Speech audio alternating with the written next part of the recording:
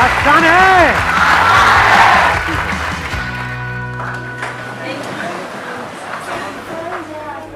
Mic लेकर के बोल दो। Good morning sir. Good sir morning. आप पहले से ज़्यादा हैंडसम लग रहे हो। बोलना नहीं चाहिए, ऐसा लग रहा है जैसे हनीमून पे जा रही हो सर।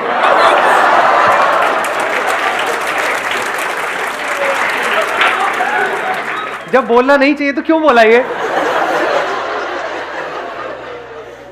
अब टॉपिक पे आते हैं। आज का जो हमारा सेशन का टॉपिक है, जो आपकी इस एज ग्रुप के लिए बड़ा कमाल का टॉपिक है। हुआ क्या है कि इस एज ग्रुप में ऑलमोस्ट मेरे हर सेशन में ये क्वेश्चन मेरे से किसी न किसी ने ज़रूर पूछा है, तो मैंने इसका आंसर तो दिया है लेकिन शॉर्ट में दिया है, कभी भी डीपली इस टॉपिक के अंदर हम नहीं गए हैं। टॉपिक इज के अपने अंदर के टैलेंट को कैसे पहचानें। ये क्वेश्चन आता है माइंड में, नहीं आता है? तो सर करना तो बहुत कुछ है लेकिन समझ ही नहीं आ रहा करें क्या। तो अगर किसी के पास में इस टॉपिक का या इस क्वेश्चन का जवाब है तो अपना हाथ ऊपर कर सकते हैं, मैं कहूँगा बोलने के लिए, फिर बोल सकते हैं। हाँ, उनको देना माइक।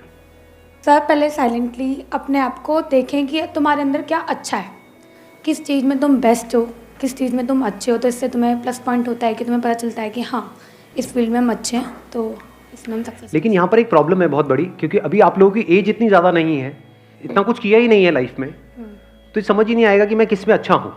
और ज़रूरी नहीं है जिसमें आप खुद को अच्छा समझ रहे हो उसमें आप एक्चुअल में अच्छे हो। जैसे अपना गाना सबको बड़ा अच्छा लगता है बाथरूम में जब गाते हैं, लेकिन बाहर से गालियाँ पड़ रही होती हैं।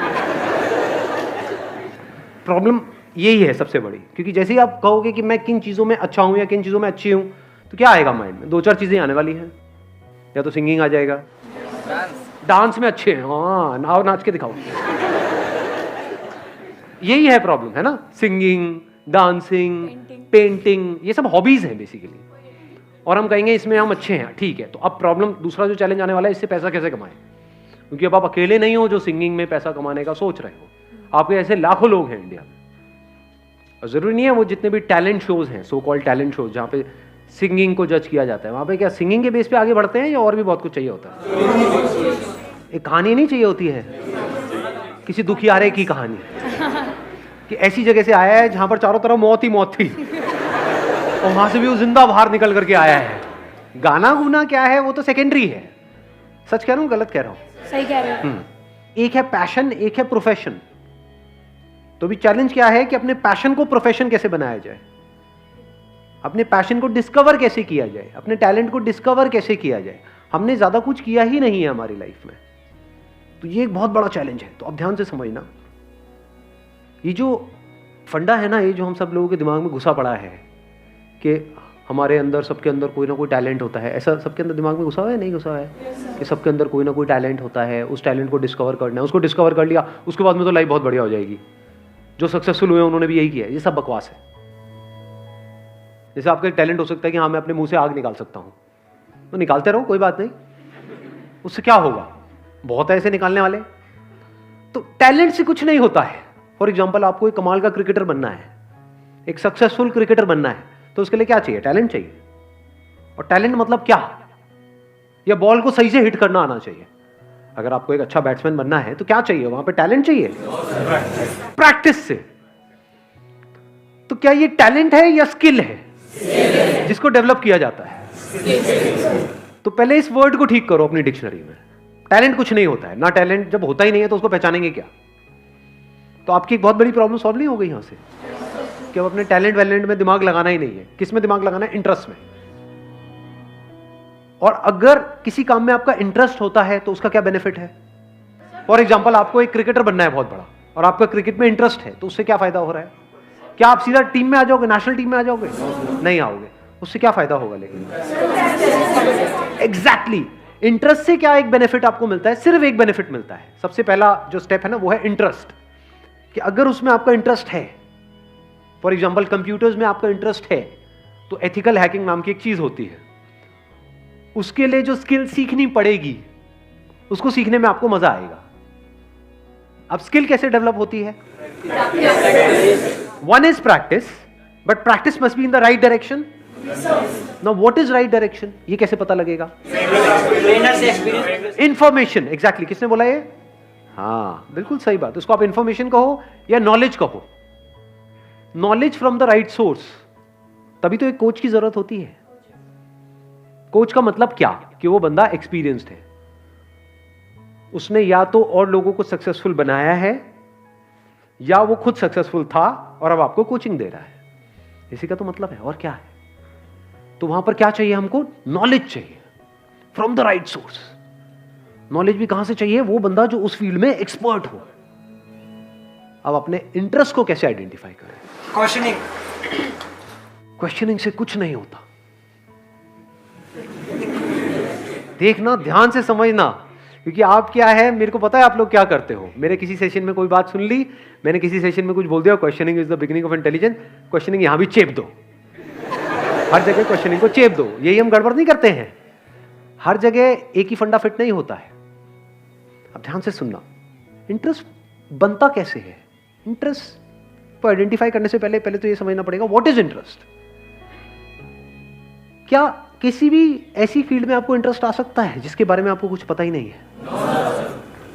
एक ऐसी गेम है जिसका मुझे नाम नहीं पता है एक ऐसी गेम है, उसमें कितने लोगों का इंटरेस्ट है? हाथ ऊपर करो। अबे कैसे हो सकता है यार? अरे यार, गेम ही नहीं पता मेरे को। वो गेम है, उसमें ऐसे उल्टे खड़े होना और पिछवाड़े पे डंडे पड़ते हैं जब तक पूरा लाल ना हो जाए डंडा, पिछवाड़ा टूट ना जाए। प्रॉब्लम समझ आई?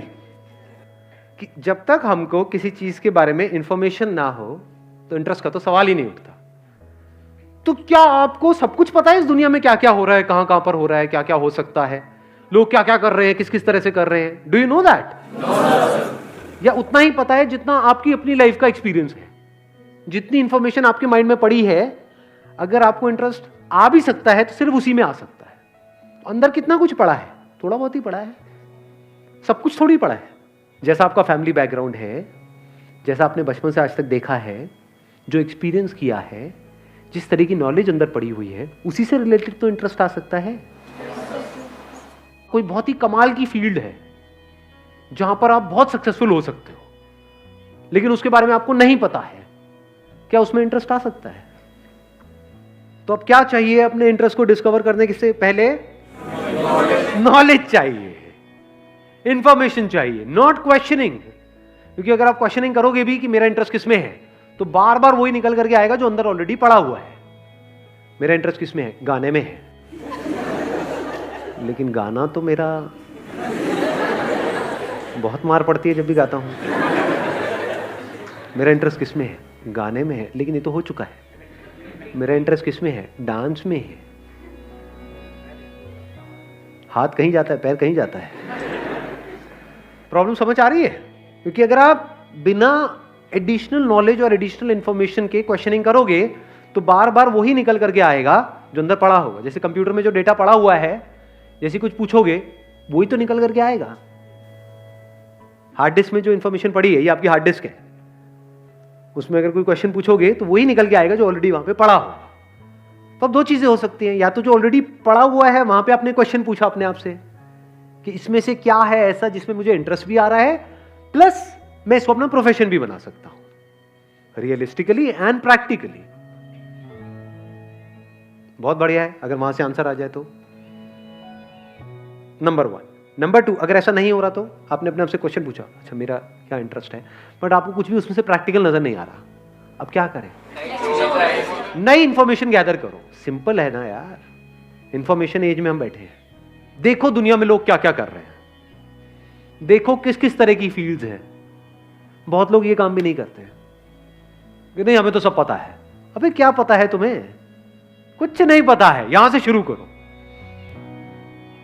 क्योंकि जैसे आप बोलोगे ना हाँ मुझे तो सब पता है, तो क्या होगा, आप एक ही तरह के उसमें स्ट्रक्चर में घूमते रहोगे बस।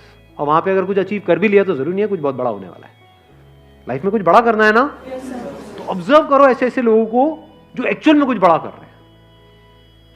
ऐसे कितने लोग हैं दुनिया में?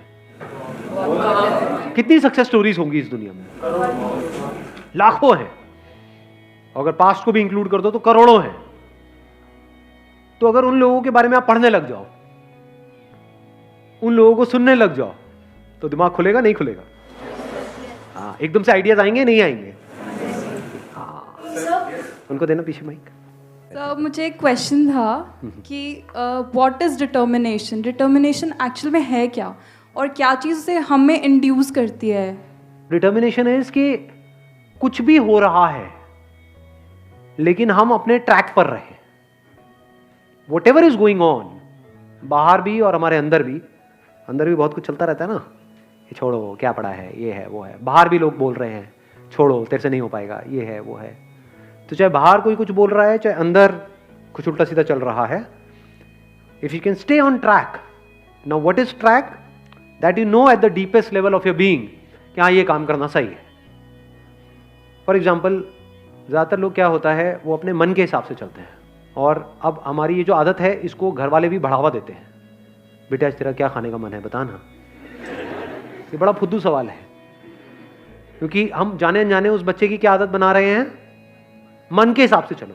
जो मन के हिसाब से चलेगा वो जिंदगी में कभी कुछ बड़ा नहीं कर पाएगा, फॉर श्योर। क्योंकि मन क्या करता है, मन तो 1 मिनट में एक्साइटेड हो जाता है, 1 मिनट में डिप्रेस्ड हो जाता है, मन यही करता है।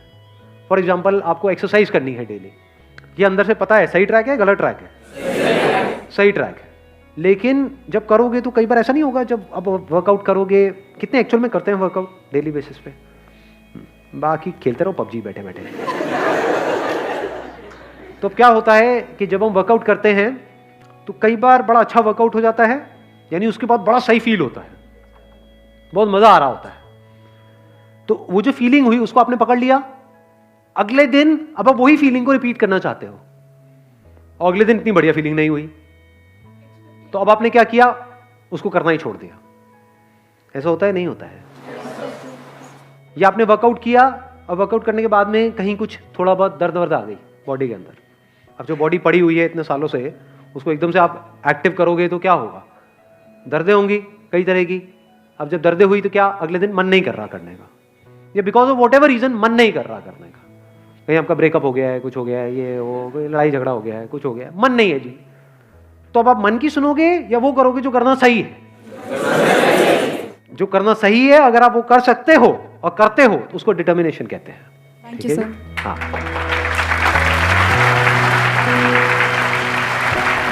चलो जी, wish you all the very best, thank you so much for coming.